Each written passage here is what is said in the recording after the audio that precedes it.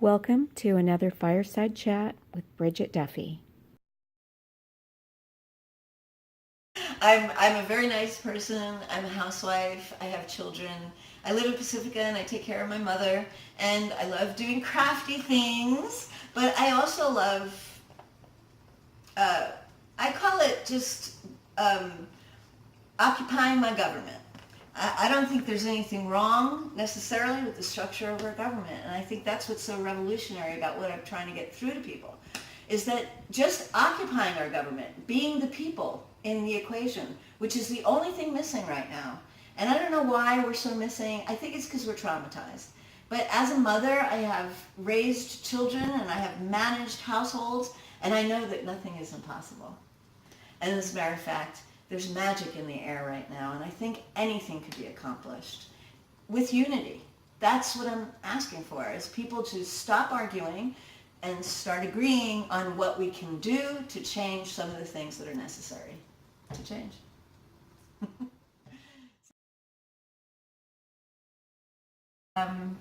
Started running for office, actually probably in 2012, when I just heard you could. I was in Citrus Heights, where I have a house, and I read a book by Ralph Nader, and he said anybody can run for office, and I just wanted to see if that could happen, and I went down and got the paperwork.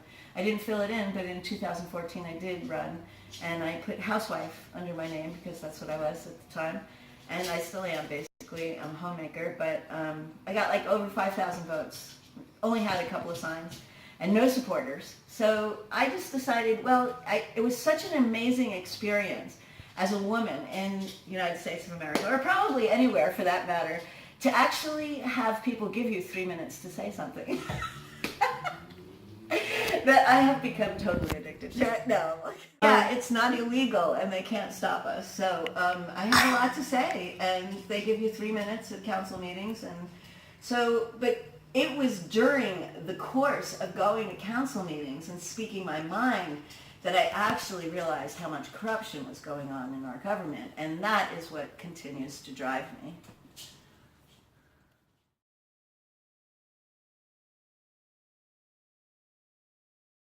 You can boil all the corruption down to one single solitary thing, which is that the elected representatives of the protocol that is usual among our elected is that they are working for others, corporations, lobbyists, pharmaceutical companies, whatever, Saudi Arabians, doesn't matter, right? Who's ever got more money.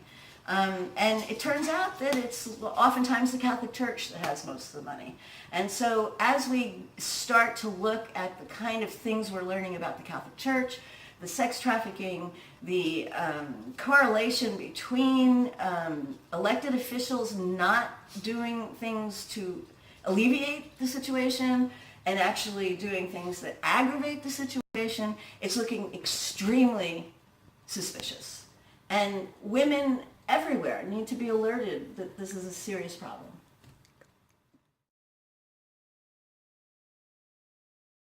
Anyway, there's a man from the FBI, but he really wasn't the FBI. He was from an organization he couldn't divulge their name because it's so secretive. Because what they're doing is investigating within the government the connections with sex trafficking.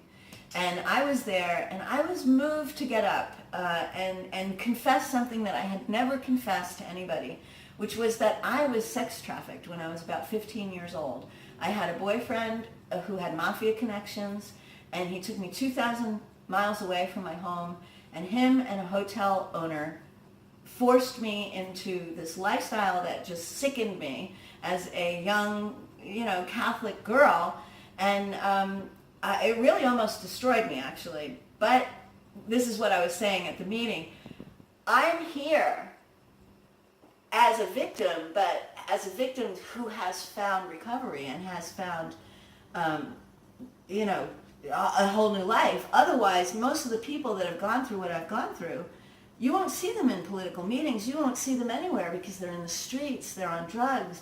They've been destroyed by their experience. I don't know why I haven't been destroyed by this experience, but